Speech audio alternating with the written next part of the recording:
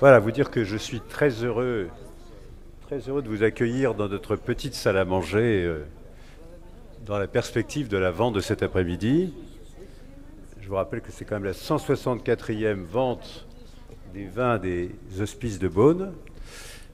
Conférence de presse habituelle, beaucoup de choses à dire. Des choses à dire bien sûr sur le vin, des choses à dire sur la vente, des choses à dire sur nos parrains, nos marraines, et bien sûr des choses à dire sur les œuvres qui vont être tout à l'heure l'occasion de la mise aux enchères de la pièce de charité.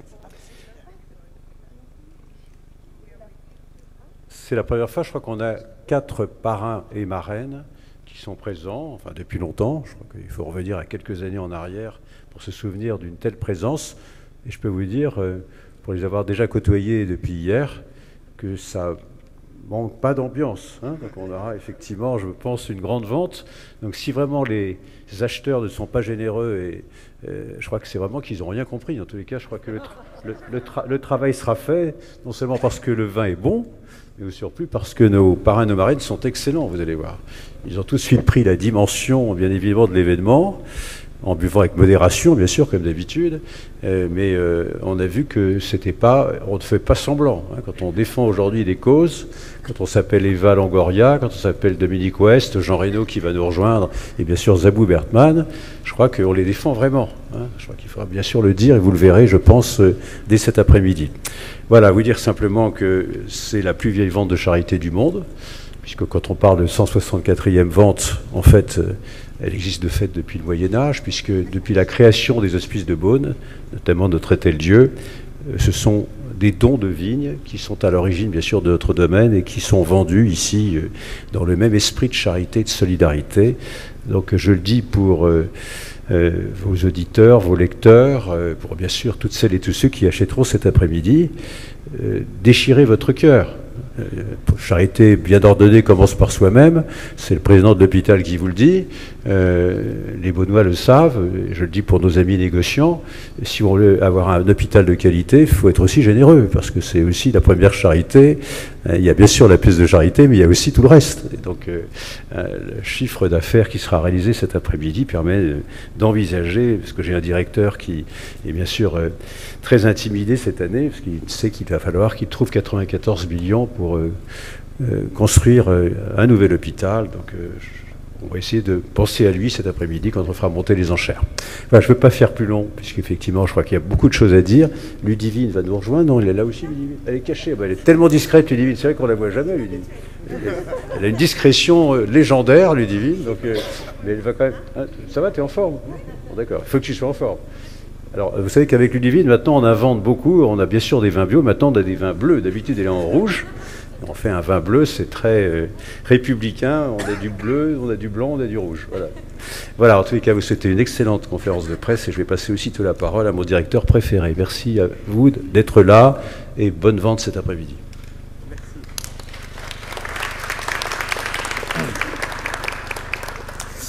Bonjour à toutes et tous, je suis très heureux de vous accueillir aujourd'hui, comme Alain, pour la 164e vente des vins des Hospices de Beaune. Alors, comme vous le savez, grâce aux explications détaillées données par Ludivine Griveaux depuis ces dernières semaines, cette année, notre première en bio, a donné des sueurs froides à nos 23 vignerons et à notre équipe en cuverie. Jusqu'au bout, il a fallu s'adapter à la nature et relever les défis qu'elle nous a lancés sans perdre de vue nos engagements et notre philosophie. Cela a abouti à la production de 438 pièces et 3 feuillettes de vin et 7 pièces d'alcool, qui seront toutes mises en vente cet après-midi.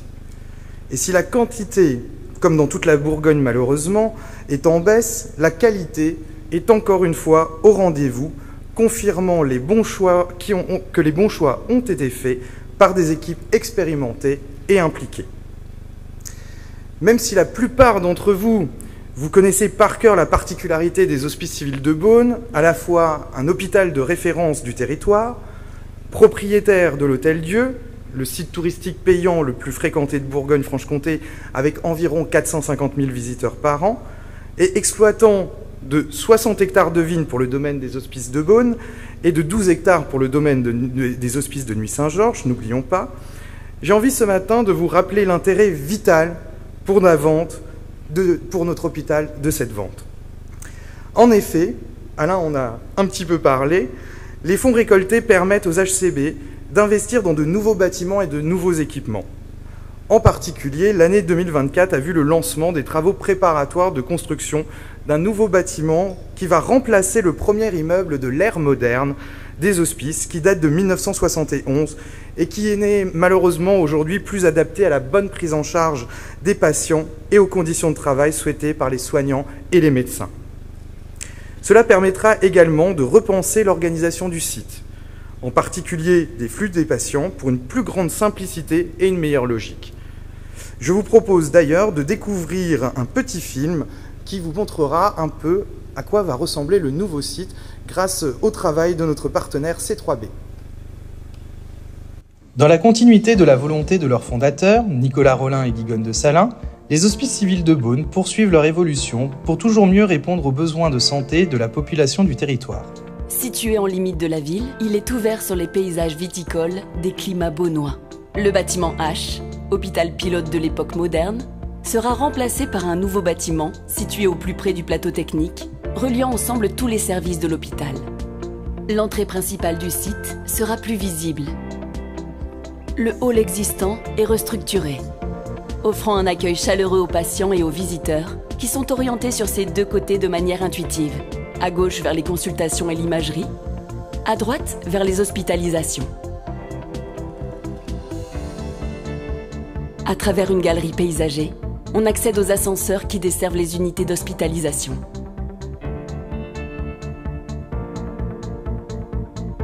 Depuis le poste de soins, les équipes soignantes sont en position centrale dans des locaux intelligents et lumineux. Les aménagements confèrent à chaque chambre une ambiance chaleureuse et hôtelière. Les chambres sont principalement orientées vers l'ouest, au calme, avec une vue vers les paysages de la montagne de Beaune. Les façades sont en terre cuite, incrustées d'un motif en tuiles émaillées, qui remémore la noblesse des toitures de l'Hôtel-Dieu de Beaune. L'hôpital reflète la palette de couleurs des vignes environnantes. Au rez-de-chaussée, les services de soins intensifs sont construits au plus près des urgences. Aux étages, les services ambulatoires se trouvent contigus au plateau technique. Les unités d'hospitalisation s'étendent en façade ouest, avec une vue sur le paysage. Une nouvelle entrée est créée pour offrir un accès direct aux patients couchés, aux soins ambulatoires et aux parturientes, au plus près des services. Le service des urgences est remanié.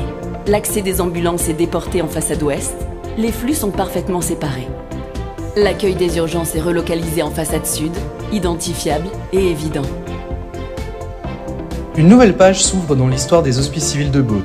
Elle renouvelle un engagement ancestral, l'accès à des soins de qualité pour tous et un cadre de travail confortable et performant pour les soignants. Merci, merci.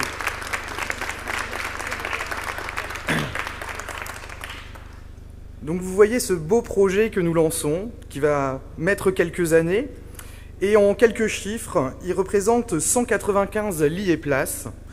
Nous allons démolir 1675 mètres carrés. Nous venons d'ailleurs d'achever le déménagement provisoire des soins intensifs. Nous allons construire environ 14 000 mètres carrés et restructurer 670 mètres carrés. Donc, les travaux débuteront à la fin du premier trimestre, vraiment les travaux de gros œuvres débuteront à la fin du premier trimestre 2025 pour une fin des opérations au début de l'année 2028 et un déménagement début d'année 2028. Donc tout ça pour toutes dépenses confondues, près de 90 millions d'euros, Alain l'a rappelé. Et sans la générosité des acheteurs de la vente des vins, il serait totalement impossible pour un établissement de notre taille de lancer une telle opération. Nous n'oublions pas non plus nos autres sites qui composent les hospices civils de Beaune, Arnay-le-Duc, Nuits-Saint-Georges et Sœurs. D'ailleurs, nous venons de recevoir les études de faisabilité pour reconstruire, vous voyez, on aime bien construire, ce site avec un budget prévisionnel de 20 à 25 millions d'euros. Et j'ai d'autres idées. Enfin, parmi les projets que je voulais citer aujourd'hui et qui sont majeurs pour l'hôpital, nous souhaitons investir dans de nouveaux équipements pour être à la pointe de la technologie dans les domaines comme l'ORL ou encore l'ophtalmologie. Et le meilleur exemple de cette ambition est l'achat en 2025 d'un robot chirurgical qui était en discussion depuis de nombreuses années au bénéfice des patients ainsi que pour affirmer notre attractivité auprès des praticiens. La plupart sont dorénavant formés sur cette modalité robotique dans les CHU.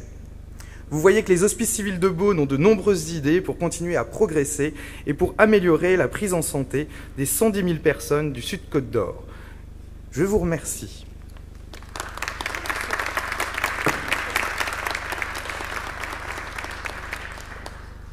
Et s'il n'y a pas de questions, je peux prendre des questions si vous le souhaitez. Mais nous avons été très clairs. Je vais laisser la parole à Marianne Ginoux pour Sotheby's. Bonjour à tous, merci Guillaume. Quel plaisir renouvelé d'être ici sous la halle après l'intervention de Guillaume et tout ce qui fait sens pour cette vente, pour nous tous, équipe Sotheby's. Nous sommes chaque année très fiers, très heureux, très honorés de porter la vente, la 4e pour nous, la 164e pour les hospices. C'est une vente que nous préparons toute l'année, d'année en année, 12 mois, aux côtés de l'équipe des hospices de Beaune, très très régulièrement auprès de Ludivine Griveaux. C'est vraiment notre travail et notre passion que d'expliquer aux côtés de Ludivine et de son équipe ce que sont ces vins, la particularité de cette vente. Nous, on a l'habitude de faire énormément de ventes de vins. Nous sommes leaders, comme vous le savez, sur les ventes de seconde main. Mais là, les hospices de Beaune, c'est vraiment cette particularité du temps différent, d'expliquer ce que seront ces vins, de deviner, de faire confiance. Et c'est vrai que le sel, évidemment, de cette vente, c'est la cause de l'hôpital. Et aujourd'hui, pour la pièce des présidents, des 2 associations très impressionnantes pour lesquelles nous travaillons. Notre travail, c'est de faire découvrir aussi à des clients particuliers, de travailler tous les jours avec l'ensemble de nos collègues d'un bout à l'autre du pays. Nous avons fait des voyages, vous le savez, enfin nous avons fait voyager les vins de l'Amérique du Sud à l'Asie en passant par Dubaï cette année. Et puis nous n'oublions pas Paris. Pour ceux qui connaissent nos espaces, nous avons ouvert un nouveau bâtiment rue du Faubourg Saint-Honoré et nous avons alloué un espace entier à la découverte des vins, une cave de dégustation, puisque c'est très important pour nous de continuer à faire découvrir la particularité et le plaisir des vins des hospices de Beaune. Je ne vais pas parler davantage et je ne veux pas vous priver du temps merveilleux de pouvoir échanger avec les associations, si ce n'est vous dire que nous sommes très enthousiastes, que nous avons enregistré un nombre record d'enchérisseurs pour aujourd'hui. Donc certes, les quantités sont celles que vous connaissez, mais l'appétit et les attentes des clients sont là. Je vous remercie.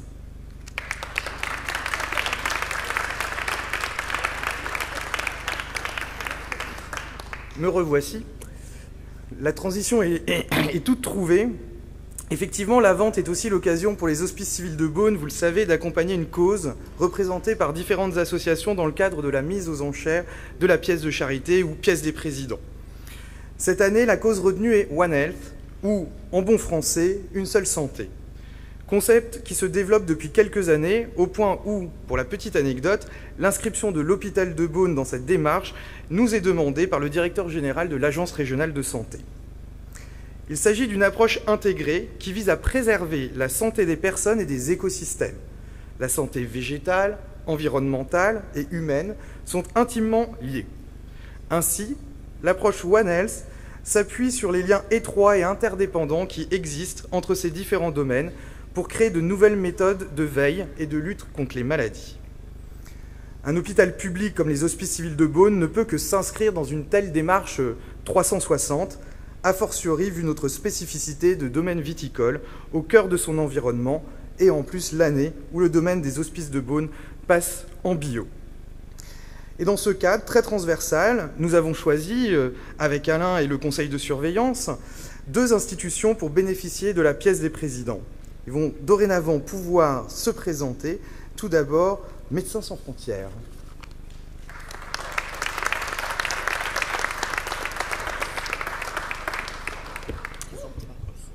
Bonjour à tous.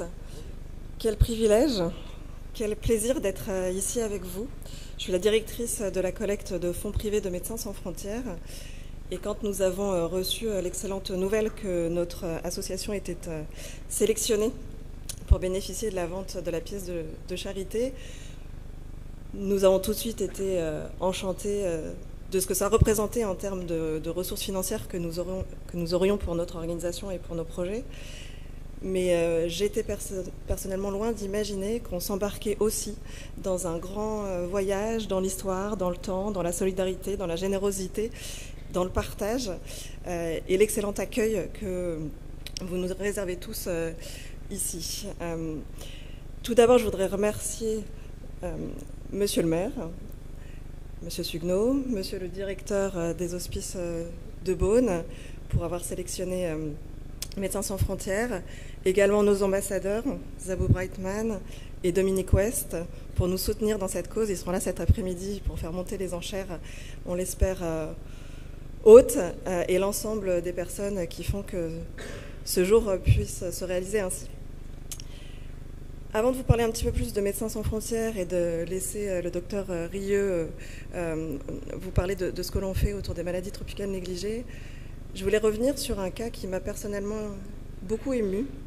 J'en avais parlé à Paris lors de la conférence de presse qui avait lieu chez Sotheby's.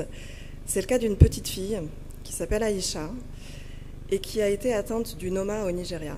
Cette petite fille avait, des suites de cette maladie, un grand trou dans le visage. Le Noma, c'est une maladie qui va très très vite et si elle est prise en charge à temps, les patients peuvent en survivre, mais laisse en général des stigmates très très importants sur le corps et notamment le visage des enfants. Donc, cette petite fille avait un grand trou dans la joue et du coup elle n'allait plus à l'école, elle était retirée, elle ne partageait plus de vie sociale. Et elle a été prise en charge par nos équipes au Nigeria sur une chirurgie reconstructrice. Et on a une jolie vidéo où cette petite fille, on la voit rayonnante, souriante. Ce cas m'a particulièrement émue.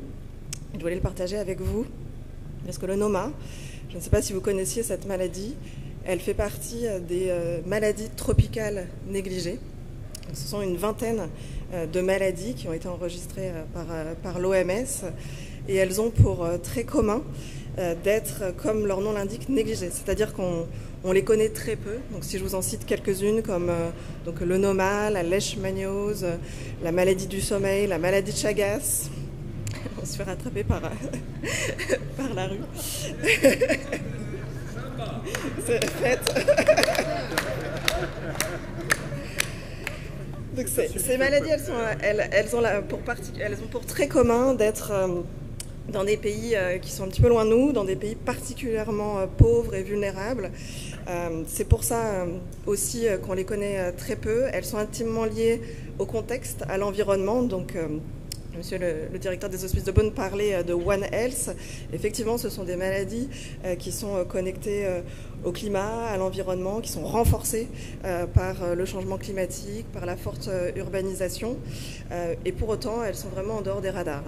Elles concernent plus d'1,7 milliard de personnes sur Terre. Donc, il s'agit d'une maladie qui concerne 1/5 de la population mondiale. Donc c'est pas peu. Ça ne devrait pas être négligeable. Et pourtant, vous les connaissez peu. Les laboratoires pharmaceutiques s'y préoccupent peu. On a peu de traitements, peu d'éléments de diagnostic. Et c'est ce en quoi on espère que cette vente va aussi nous aider à avancer dans la recherche, dans la connaissance de ces maladies et dans nos actions. Mais je vais laisser Claire Rieu, notre directrice médicale, vous dire un petit peu plus ce que nous faisons sur ces maladies. Bonjour. C'est pas un hasard si la directrice de la collecte et la directrice médicale de MSF sont là. Ça montre aussi que nous, les médecins, on n'est rien sans l'argent des donateurs. Et on a une chance extraordinaire à Médecins sans frontières, c'est qu'on fonctionne quasiment exclusivement avec des dons privés, avec des gens qui donnent un peu, des gens qui donnent moyennement, des gens qui donnent beaucoup. Et je voulais dire à quel point toutes nos actions sont liées à la générosité publique et à la solidarité. Et donc je voulais revenir là-dessus. Vous dire aussi qu'effectivement on est confronté dans une période où le changement climatique, par exemple, nous confronte à de nouveaux enjeux de santé, de nouvelles maladies, de nouvelles désastres humanitaires, et que One Health prend vraiment tout son sens sur le terrain quand on est confronté à des patients qui en souffrent. Médecins sans frontières n'est pas qu'une organisation, enfin c'est une organisation qui soigne, mais c'est une organisation aussi qui essaye de prendre des innovations, de faire de la recherche pour essayer de modifier les pratiques. Et on vous parlera plus particulièrement du projet qu'on soutient au Honduras, qui est un projet qui consiste à faire de la lutte vectorielle contre une maladie qui s'appelle la dengue, qui est transmise par les moustiques. Et au lieu d'utiliser des pesticides qui sont extrêmement néfastes et pour l'environnement, et pour les animaux, et pour les êtres humains, on utilise des moustiques infectés par une bactérie qui permet de diminuer la transmission de la dengue. Donc c'est juste aussi pour dire et pour reboucler et rejoindre avec le fait qu'on essaye aussi d'avoir cette démarche éco-responsable, y compris dans les terrains dans lesquels on travaille, et y compris dans des pays qui sont eux aussi soumis à tout l'impact climatique. Voilà, je crois que je vais m'arrêter là. C'était juste pour rappeler ça. Et surtout, vous remercier tous, remercier l'ensemble des organisateurs pour nous avoir invités. Et vraiment, un grand merci du fond de cœur à notre parrain et à notre marraine d'être avec nous et de soutenir notre cause aujourd'hui.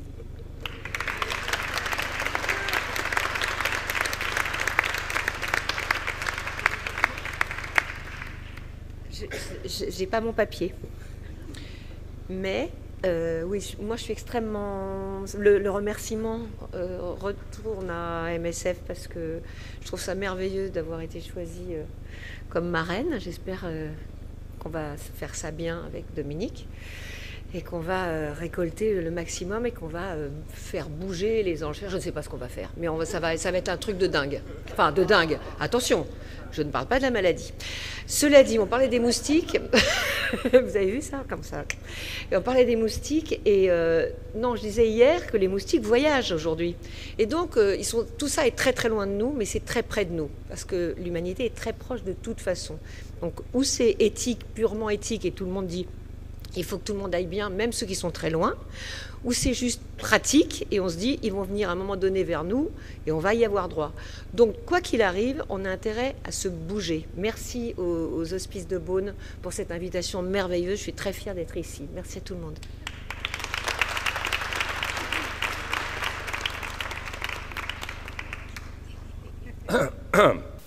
Sorry, it's day 4 for me. Désolé, c'est le 4e jour pour moi. And I can't believe we've got to go through another banquet before we even get to the auction. Avant d'arriver aux enchères, je dois passer par là encore. Hopefully that'll loosen everybody up and we'll have a great day. Et qu'on aura une super journée aujourd'hui. It is our great honor to be C'est un grand honneur pour nous de représenter Médecins sans frontières, one of the world's great institutions. L'une des très grandes institutions qui a été fondée par des journalistes et docteurs à Paris et maintenant à quelques 69 000 personnes qui sont employées dans une quarantaine de pays. On sait ce qui se passe actuellement dans le monde et ce qu'est MSF. C'est vraiment le très bon moment pour soutenir cette charité. On a un grand chiffre. J'espère qu'on va obtenir un grand chiffre dans les ventes d'aujourd'hui. Soyez avec nous. Merci beaucoup. Je trouve ça très convaincant. Je vais laisser maintenant la parole à la Global Gift Foundation avec un petit film, je crois, en début. Yes.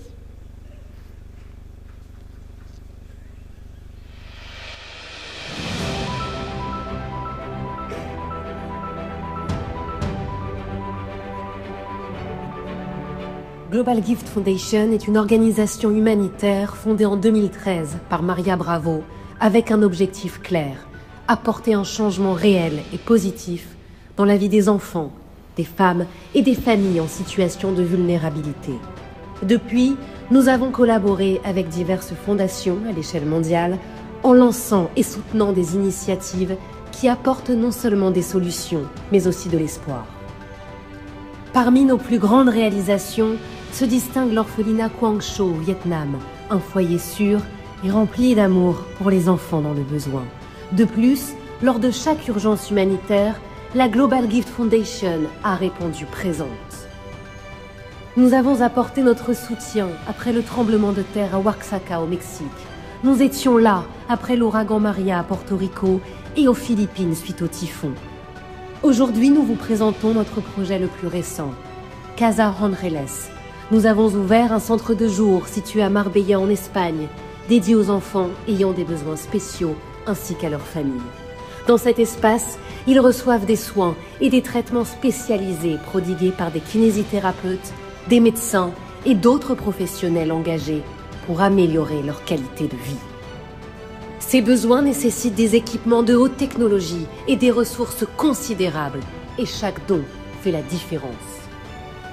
Une fois de plus, l'urgence nous appelle. Aujourd'hui, à Valence, en Espagne, de nombreuses personnes font face à la dévastation causée par une catastrophe naturelle. Nous ne pouvons pas détourner le regard. Cette fois encore, nous nous associons avec l'association Mensajeros de la Paz pour apporter aide et espoir aux victimes et contribuer à la reconstruction de leur vie. Avec votre soutien, nous pouvons faire en sorte que ce rêve de solidarité perdure. Rejoignez notre cause et devenez acteurs du changement.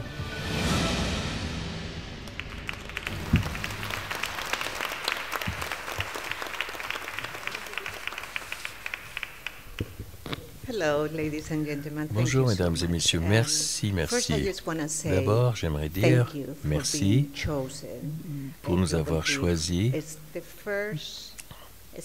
C'est la première fondation espagnole qui bénéficie en 64 ans de ceci. C'est un honneur exceptionnel et c'est une immense responsabilité pour nous. Alors, ce qu'on fait dans le monde, c'est de nous occuper des enfants et de s'occuper des femmes. On unifie nos forces pour créer davantage d'impact dans la fondation, dans les communautés dans lesquelles nous nous trouvons.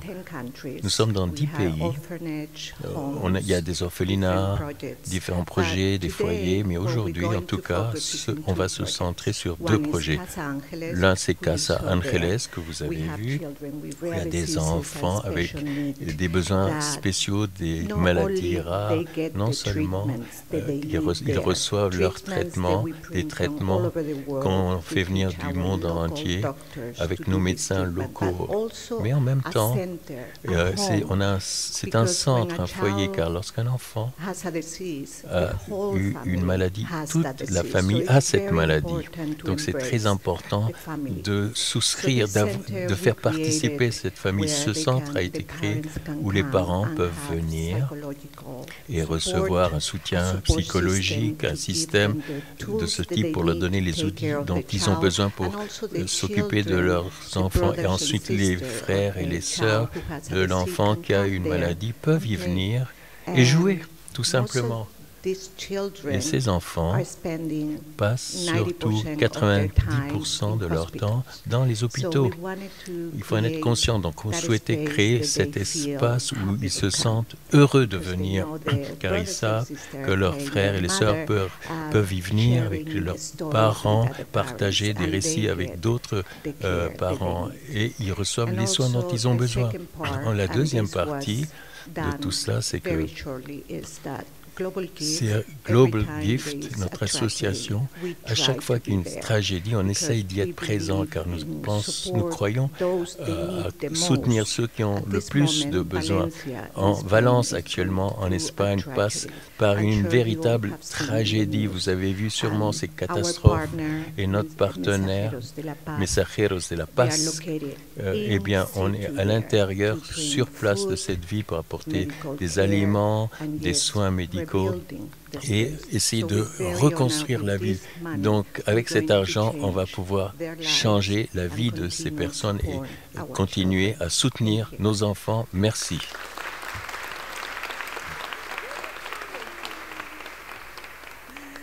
Bonjour à tous. Hello everyone. It's my second day and I'm C'est ma just deuxième in bed. journée. Et c'est That's a bad idea to have that dinner last night. And this C'est pas une press bonne idée conference d'avoir today. le dîner à soir, No, I'm cette just kidding. Merci conférence de beaucoup. presse. Non, je plaisante. Merci I'm beaucoup so en tout cas. excited to be Je here suis with the Global vraiment Gift très Foundation. heureux d'être ici We avec started Global about Care 15 Foundation. On a years commencé il y a ago, 15 ans and we're very environ. proud of what On we est built très fiers throughout de the ce qu'on a world. fait dans le monde We entier. focus on women On and se children concentre sur les because when you femmes help a woman, et she les helps enfants, her car quand family. vous aidez And une when femme, you elle aide improve sa families, famille you improve et à ce communities, moment-là, and vous then améliorez end les up communautés improving nations. et les nations, And tout so simplement. we're Et donc, very on est honored to extrêmement be here, honoré honored d'être to be ici, chosen, d'avoir honored été to, sélectionné. Put a Très spotlight on the honoré work that we've been doing for a qu'on very mette les long feux de la time, rampe and sur le travail really qu'on want to say fait. thank Et you on for voudrait vous choosing our remercier foundation. d'avoir choisi notre Je fondation. suis honorée d'être parmi vous aujourd'hui. C'est avec gratitude que j'ai accepté cet honneur. Et je suis fière d'être la première Latina organisation à recevoir cet honneur. Merci beaucoup. Merci le Hospice de Beaune et toutes les organisations. C'est incroyable le travail that you guys do. It's amazing. Et le travail que nous accomplissons avec le Global Gift Gala pour soutenir les femmes, les enfants et les familles à tout le monde et à travers le monde me tient particulièrement au cœur. Et aujourd'hui, votre soutien contribue directement à ces actions qui changent de vie. Merci infiniment, merci beaucoup, and thank you so much for merci de nous avoir invités ici et nous félicitons ces autres organisations extraordinaires. Merci.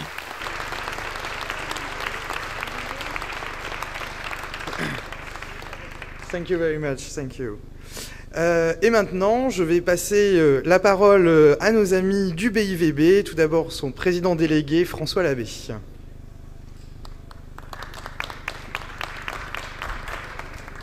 Much less glamorous, I'm sorry, but as important, because, of course, without grapes, without wine, no hospice, no vente, no charity. So a small word about 24. Je vais vous parler de 2000. Vous avez tous compris ce que j'ai dit avant, évidemment. 2024. Comme ce matin, au lever du soleil, le ciel cette année nous est tombé sur la tête. Et comme à l'instant, tout se dévoile, enfin. Quelques chiffres quant au dérèglement climatique qui nous affecte. Nous avons subi des précipitations très très importantes avec des augmentations considérables en Côte d'Or, plus 42%, dans Lyon, plus 46%. Tout ceci avec des températures élevées. Heureusement, nous avons réussi, grâce à une dizaine de jours avant les vendanges, à récolter des raisins mûrs.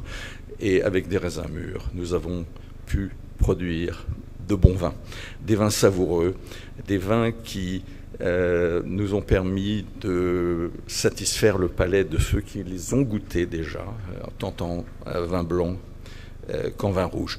Il faut que nous tirions notre chapeau à nos équipes. Je pense que Ludivine est de mon avis, pour sa première année en bio, comme pour nous en bio et en biodynamie, la saison a été très compliquée, très très compliquée, comme vous pouvez l'imaginer, et sans l'engagement de tous, nous n'aurions pas pu récolter. Il n'y a pas eu cette année de samedi, de dimanche de vacances. Nos équipes ont redoublé d'efforts jusqu'au mois d'août, et puis cette fin août et ce début septembre ont heureusement sauvé le millésime. Alors parlons de volume de récolte dans une région viticole qui est très petite à l'échelle française et encore plus petite à l'échelle mondiale, puisque la Bourgogne, je le rappelle, c'est 3% des surfaces de vignes en France. Nous avons récolté cette année, à affiner au mois de décembre, mais environ 1 135 000 hectolitres de vin, ce qui est peu par rapport à 2023, où je rappelle, nous avions récolté 1 900 000 hectolitres. Mais nous ne sommes pas dans la même situation que 2021, l'année terrible du gel, ce qui, pour les acteurs qui mettent en marché, est quelque chose de très différent. Les volumes disponibles sont beaucoup plus importants et cela permettra vraisemblablement, et nous l'espérons, d'obtenir une très belle régularité dans les prix. Vous avez donc goûté ces vins, ils sont savoureux, ils sont brillants, ils sont purs, ils sont délicats. Nous croisons les doigts pour cet après-midi et je laisse Laurent, mon compère président, vous parler d'éléments plus factuels, à savoir la situation économique de notre région. Merci.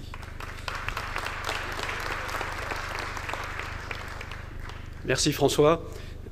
Alors François a rappelé que 2024 la situation était extrêmement différente par rapport à celle de 2021. Vous vous souvenez que 2021 arrivait après pratiquement 20 ans d'embellie, pour ne pas dire d'envolée, des vins de Bourgogne. C'était une récolte extrêmement petite également, l'année du gel, qui avait provoqué une certaine envolée des prix. Cette envolée des prix a été suivie, est tombée au moment de l'inflation, etc., post-Covid, et a eu des conséquences sur le marché. L'année dernière, 2023 par exemple, nous étions en négatif à peu près de moins 7%.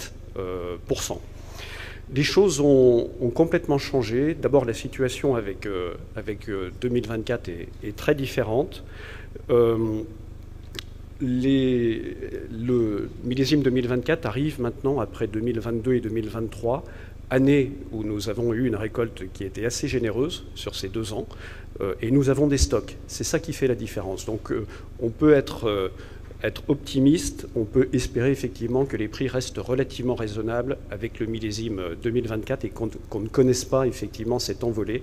Également, bien sûr, il y a le contexte de déconsommation des vins au niveau mondial, l'inflation qui est toujours présente, les tensions sur le pouvoir d'achat et un marché qui est plus difficile. Ayant dit ça, la Bourgogne a une position qui est tout à fait unique en France à l'heure actuelle, puisque nous sommes repassés en positif. C'est ça la bonne nouvelle que j'ai à vous donner depuis le début d'année. Donc, comme je le disais, après 2023, où nous étions en négatif d'environ 7% en moyenne entre la France et l'export, on est repassé en positif sur les 7 premiers mois à plus 3,2% en volume sur le marché français, grande distribution, plus 2,4% en valeur. Et en ce qui concerne l'export, plus 4,6% en volume et plus 3,7% en valeur. À quoi peut-on attribuer ça? On peut attribuer ça au fait que les consommateurs, au niveau mondial, les marchés restent amoureux, ils gardent une appétence pour les vins de Bourgogne, et on peut attribuer ça au fait qu'avec le millésime 22 et le début de la commercialisation du millésime 23, depuis quelques mois maintenant, les prix sont redevenus plus raisonnables, et à partir du moment où les prix sont maîtrisés en Bourgogne, eh bien, les consommateurs ont envie de Bourgogne, la demande reste supérieure à l'offre, et on repart en positif, donc c'est une très très bonne nouvelle pour la Bourgogne. À l'export, un petit focus rapide sur quelques marchés. Les États-Unis sont repassés en positif aussi, plus 7,4% en volume et 14,6% en valeur.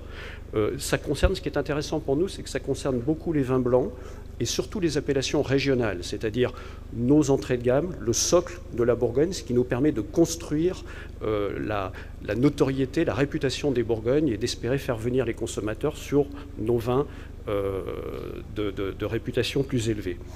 Le Canada également est bien reparti, plus 9,4 en volume, plus 8 en valeur. Également, c'est à nouveau les appellations régionales surtout qui tirent la croissance. Un peu plus mitigé, je relativise un petit peu plus en ce qui concerne le Royaume-Uni et le Japon, qui eux sont un petit peu à la peine. Ce qui est intéressant aussi pour nous, c'est le redémarrage des marchés asiatiques, qu'on considère comme nos outsiders. En moyenne, plus 16% depuis le début de l'année en volume et 15%, pratiquement la même chose, en valeur, avec un beau redémarrage de la Chine. Donc ça, c'est une excellente nouvelle. Beau redémarrage de la Chine, plus 35% en volume depuis le début d'année. La Corée se porte bien également. Et puis une dernière information sur les marchés export à vous communiquer. On fait toujours très attention à notre top 5. On a un nouveau pays qui vient d'intégrer le top 5, c'est la Suède, qui est un pays qui ne cesse de progresser pour les vins de Bourgogne et qui n'était même pas dans le top 10 il y a une vingtaine d'années, qui est maintenant dans le top 5. Voilà les bonnes informations. Vous aurez tout de toute façon, de façon beaucoup plus détaillée. Mais voilà les bonnes informations que je voulais partager avec vous. Peut-être juste partager aussi une préoccupation qui est importante pour nous, qui est l'extrême variabilité que nous avons maintenant depuis une douzaine d'années, d'une année sur l'autre. Vous avez un graphique très parlant dans votre dossier qui montre la production des vins de Bourgogne depuis 55 ans, je crois. Et on voit qu'au cours des 12 dernières années à peu près, La variation est de plus en plus importante. On connaît la raison. C'est dû, bien entendu, au dérèglement climatique. Et si je mentionne juste les dernières années, 2021, ça a été rappelé, gelée de printemps très importante, corrélée justement au dérèglement climatique. C'était l'année la plus faible en production au cours des 40 dernières années, à 1 million à peu près d'hectolitres. 2022, 1,8 million. 2023, pratiquement 2 millions, record absolu pour la Bourgogne. Et 2024, on redescend à 1,35 million. Ça vous donne une idée de cette variation. C'est extrêmement difficile à maîtriser, à piloter pour les opérateurs bourguignons. Ça pose beaucoup de questions. On est bien entendu extrêmement impliqué dans beaucoup de projets de recherche et développement pour adapter notre vignoble, nos techniques de vinification à ces conditions qui sont changeantes. Mais c'est une donnée qui est absolument réelle.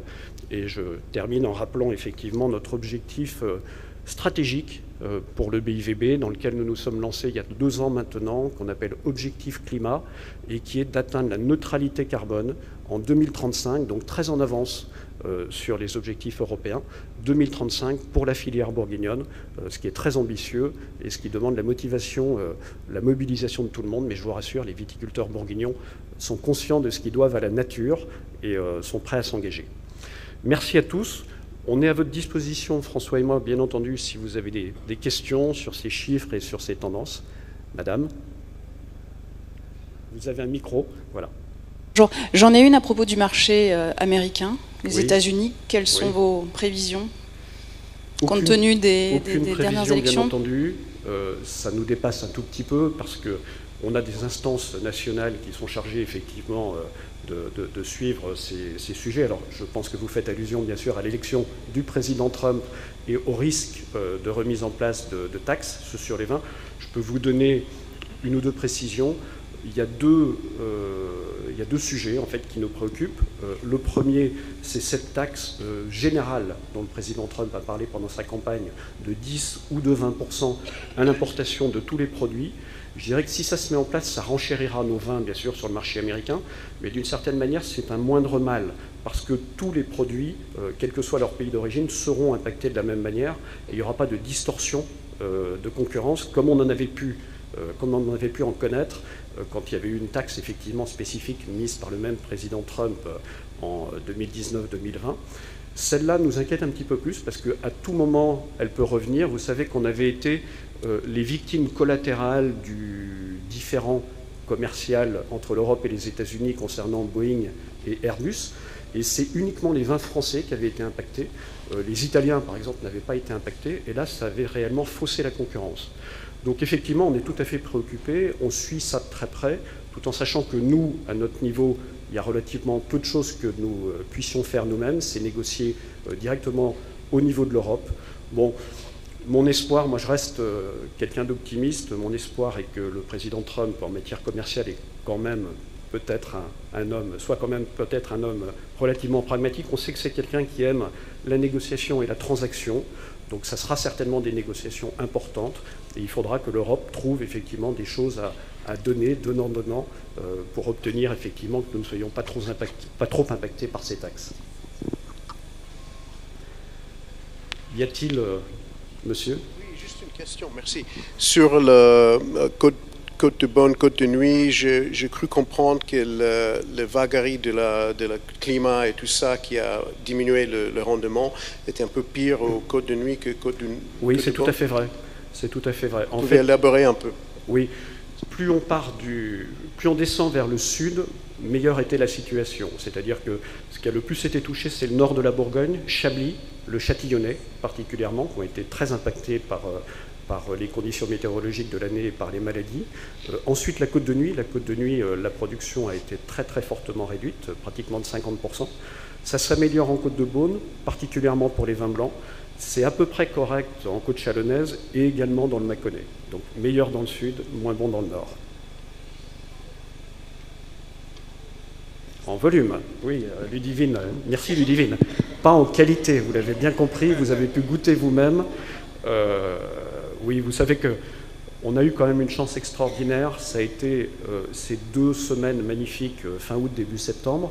Soleil, vent du nord qui a séché un petit peu les raisins.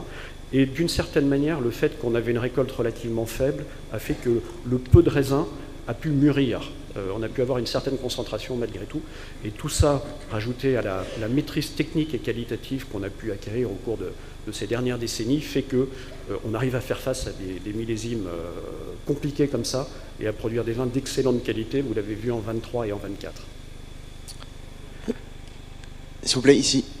Une toute petite question sur la spectaculaire progression de la Suède. À quoi est-ce dû? On sait qu'ils aiment nos créments de Bourgogne. Ce qui est très intéressant, les créments beaucoup, mais essentiellement les vins blancs, Chablis notamment, et puis les blancs du Mâconnais et les régionales. C'est très intéressant parce que la Suède était réputée être un pays consommateur essentiellement de vins rouges, et il semble qu'il y ait petit à petit une transformation. En tout cas, les vins blancs de Bourgogne ont vraiment le vent en poupe en Suède, et la progression est due essentiellement aux vins blancs. Merci. Très bien, mais écoutez, il me reste à vous remercier. Je laisse la parole à Guillaume pour conclure cette intervention.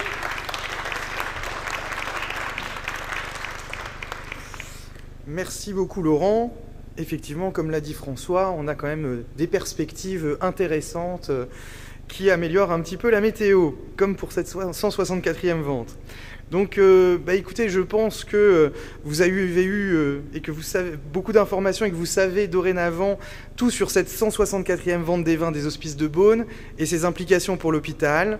Vous avez également pu avoir l'explication de belles causes défendues par 2 magnifiques associations et fondations.